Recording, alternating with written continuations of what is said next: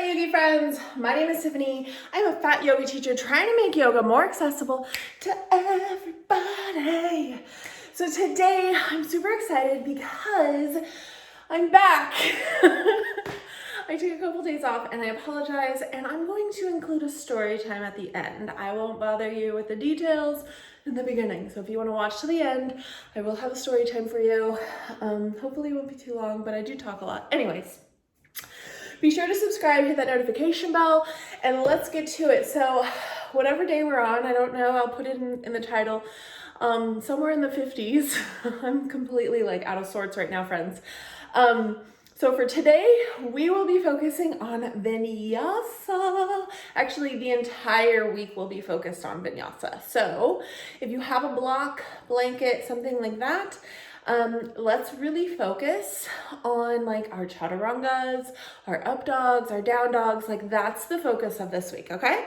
So to break it down, just to kind of like let you know, a Vinyasa is those three moves. And then going through that full sun A, which is what we've been doing this entire time, is just a portion of the Vinyasa, right? So it's like Vinyasa is included in the middle of the sun A and even sun B. Like you Vinyasa through it. You usually Vinyasa to kind of rinse out a pose. So maybe your yoga teacher shows you like a warrior two, you circle the arms down, you find your plank, lower down, up dog, down dog. So those three moves, or four moves, is your Vinyasa. So we'll be breaking that down today. I'm excited. And we will begin in plank. We will break down the plank. But first, let's stretch it out and find our sun A's in a chair. And then we'll be breaking down those other poses from standing with a chair, with blocks. And yeah, so you can kind of feel all the amazing vibes. All right, friends, let's go. All right, friends, so as always, when working in a chair, we want to make sure our feet are flat onto the earth. Bring your hands to your knees, and let's just sit up straight and feel really good in our bodies. So take a deep inhale, open mouth, exhale, let it go. Maybe close your eyes here. Deep inhale, open mouth, exhale, let it all go. Deeply inhale, open mouth, exhale. Just check in with yourself here, friends. Maybe wiggle fingers and toes, flex muscles in the legs, the arms. Bring some amazing energy and love to your belly. Maybe even rub your belly. You can bring some amazing energy to your heart. Maybe place your hand on your heart. And then sit up a little bit taller. You can bring your hand to your lap or keep it on your heart or your belly. And begin to seal the lips and breathe in through the nose and out through the nose, finding that Ujjayi breath. This is that breath of life that feels so good. Take a moment, friends, with me, and let's find that grounding feeling. So inhale for 4, 5, or 6, and exhale to that same count, 4, 5, or 6. Sipping the air in through the nose and exhaling through the nose. This is your Ujjayi breath. Inhale and exhale.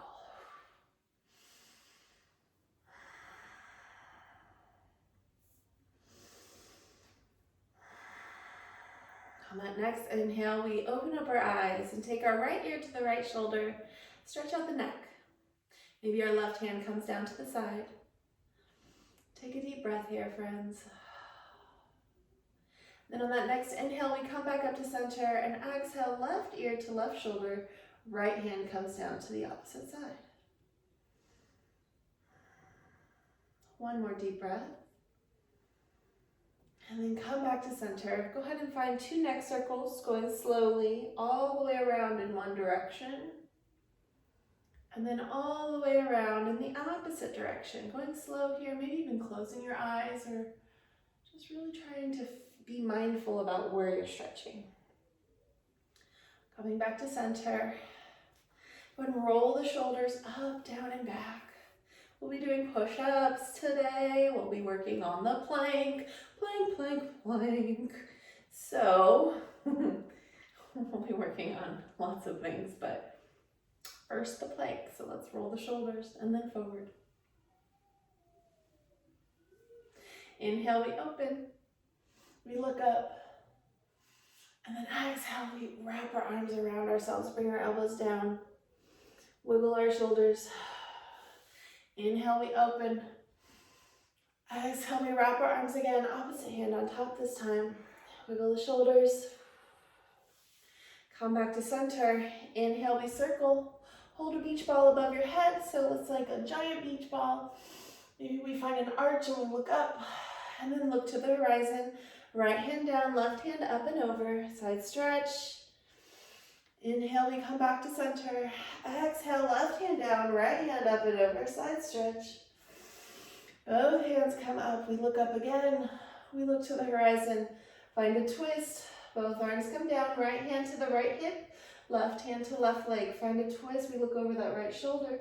Deeply inhale, lengthen, and exhale, we twist.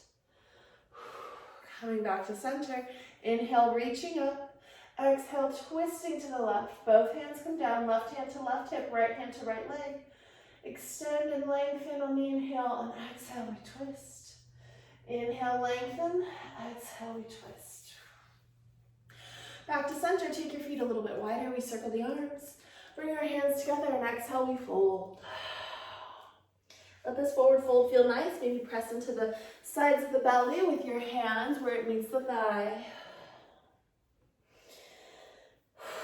On that next inhale, we roll up. Head comes up last. We circle the arms. Press the palms together. Exhale, we fold all the way down. Inhale, we find our halfway lift. Relax your neck. Exhale, we fold. Inhale, we circle all the way back up. Press our palms together. Exhale, we come back to center.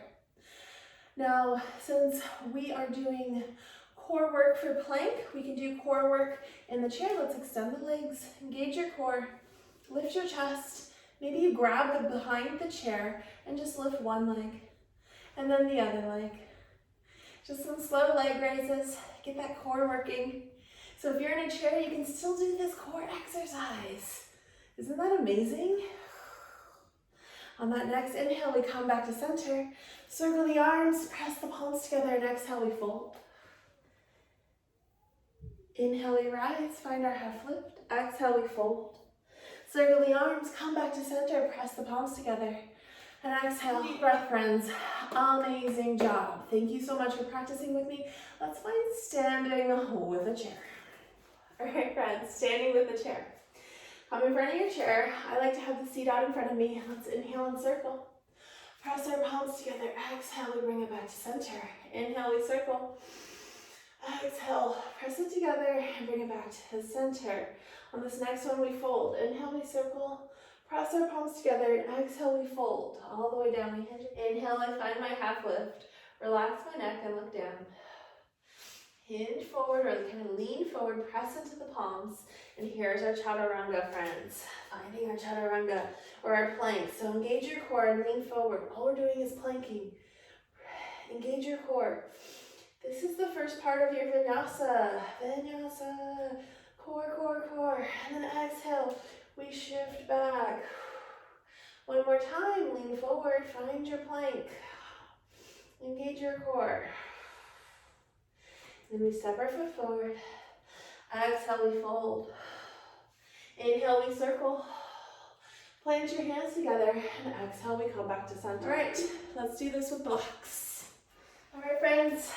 Come into standing with blocks. Let's inhale and circle. Press the palms together. Exhale, we fold. Inhale, we rise. Find our half lift. Exhale, we fold. Inhale, we circle, coming all the way back up. Press our palms together. Exhale, we come back to center. Let's focus on our plank. Inhale, we circle. Press the palms. Exhale, we fold. Inhale, we rise. Find our half lift. Press your hand into the blocks or to the mat. Step our feet to the back. Find our plank. Knees or toes here, friends. Maybe you try your toes. Engage your core. If you need to come down to the knees, come down to the knees. Engage your core. We're holding this. Core, core, core. This is awesome. This isn't hard. We've got this. I'm strong. Pull out all your affirmations. On that next exhale, we step our feet to the front. Find our halfway lift. Exhale, we fold. Inhale, we rise, circle arms, press the palms together. Come back to center. And that's it, friends. Thanks for flowing with me. If you want to stick around for the story, here it is. Don't forget to subscribe, hit the notification bell, check out my Teespring for awesome stuff. I just added affirmation cards to my Teespring, so a million great uses for affirmation cards, which is listed, so go check it out. Thanks, bye. Okay, friends, just finished the workout, and I just wanted to go over a few things because I have been a little bit absent, and I wanted you to know why. So number one reason is because my daughter was sick. And I'd love to just kind of share the story with you so you can understand where I'm coming from. The sickness started like 10 days ago, and it just began with fevers. We weren't concerned in the beginning because 2-year-olds get fevers all the time. Sometimes they're teething, sometimes something else is happening. Usually within 24 hours, they snap out of it. She had fevers for 5 days. After about 3 days, we started calling the doctor's office, maybe 2 days, I can't remember, like at the end of the second day, we started calling. We had a video appointment on the second day, and the doctor just said, totally normal. If it increases and it goes to 5 days, like call us back. If anything gets worse, call us back. And it just kind of stayed at a fever level for the 5 days. So we were treating with Tylenol like the doctor had said. Her fever would go up and down. It never reached over 104, and it always stayed around 99 to like 102. Like that was kind of the range. So still like worrisome, but like she was getting through it, right? She still was peeing, she still was drinking and eating. So we thought, she's just got something, you know? And so we went to the doctors on the 5th day, and we're like, the fevers aren't going away. We're concerned, we need to get in.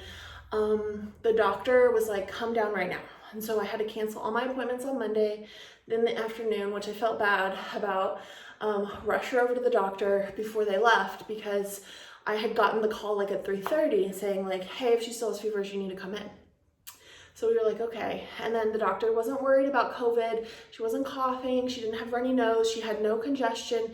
It was literally just a fever, but it had been going on for a long time. When she came in, she was at a 101 fever. And so we discussed like all the different things it could be. We had thought it was a urinary tract infection. So they had to do a catheter, which was already traumatic for me. And they were like, it's clear, but I've been wrong before, so let's go ahead and put her on antibiotics. So we tried the antibiotics for like a day and a half. Everything got way worse. Her fevers went away, and she stopped eating and drinking, and she developed mouth sores. And so she refused to eat or drink, and the only thing that she was drinking was breast milk because I'm still nursing.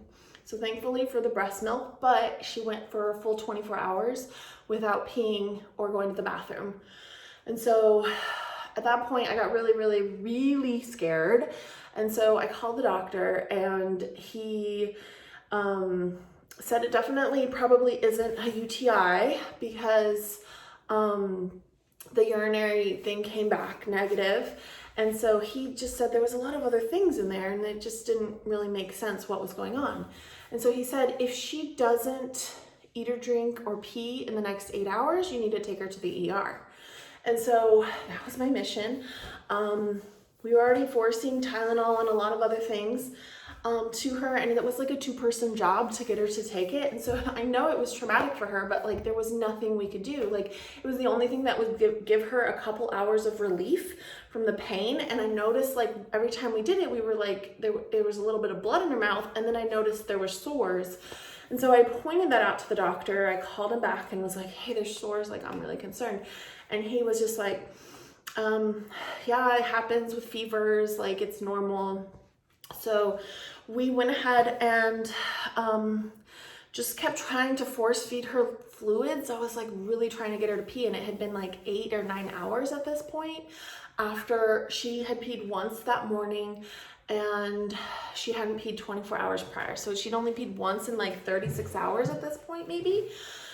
So really concerning. She started just like flailing, flipping out, like she was like not happy. And I was like, I guess it's time. And I was like freaking out as a mom because I didn't want to go to the emergency room where there's COVID, where there's all these different things. And so the doctor had given us like permission to go to a different ER that was just for children, so it wouldn't be as crowded, and they could do like more specialized things because she's only 2, which thank you so much to that doctor who did that, because we literally walked into the ER, was seen right away, and was like put on an IV within like a half an hour of like getting to the ER, which, oh my gosh, thank you.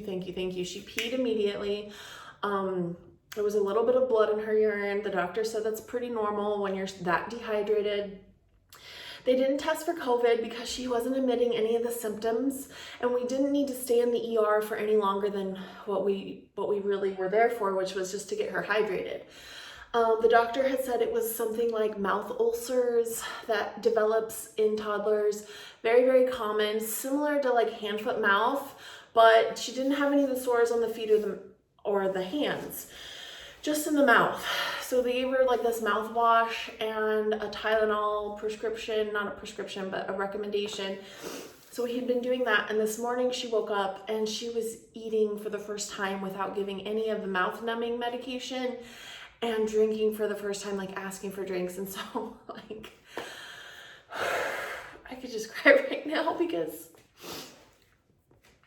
she's only 2.5 and she was losing a lot of weight, and this all like came on so sudden, and I was like so happy. And the doctor even called back again to check on her this morning, and he said like, if she's developing any fevers, please come in again. And so that's the story of where we're at, and I'm hoping by the end of this weekend like everything will be resolved, we'll be back to normal. But anybody who's a mom out there understands like this kind of shit, like, excuse my French, but like it is scary. It doesn't matter like what's going on in your life, like everything else needs to stop. So appreciate your patience with this. I am so committed to like bringing you yoga accessibility.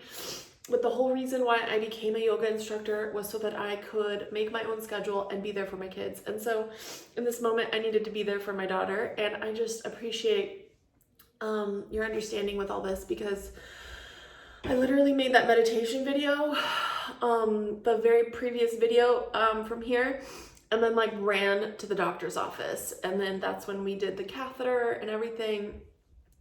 I guess I'm thankful that this week was Thanksgiving, and so I didn't have to cancel as many appointments because I had already canceled a lot of them since I wasn't going to work on Wednesday or Thursday. But yeah, that's been my week. And so if you're a mom, I'm sure you understand. I appreciate all of you who follows me. I just love you more than you know. And I just know that you are here for me as well, as a mom, as a friend, as your yoga teacher, and you understand like sometimes something else needs to come first. So thank you, and I'm gonna leave it at that because I'm already bawling. Because I'm very grateful that my daughter is okay.